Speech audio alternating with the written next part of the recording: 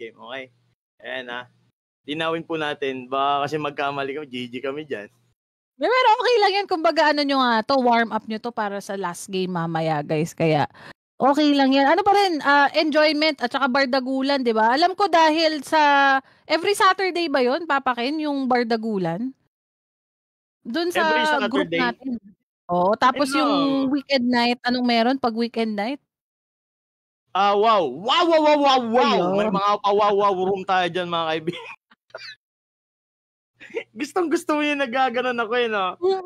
Talaga. Ano ko yan favorite ko yun. Yung pag-wow niya. Oh. Kung meron kabaliktaran yung pet peeve, hindi. Yun yung ano ko sa kanya. Ganun, Yung fetish ganun. ko. Yung wow. Hindi nga pet peeve Fetish ko kay Papa Ken yun. Yung wow.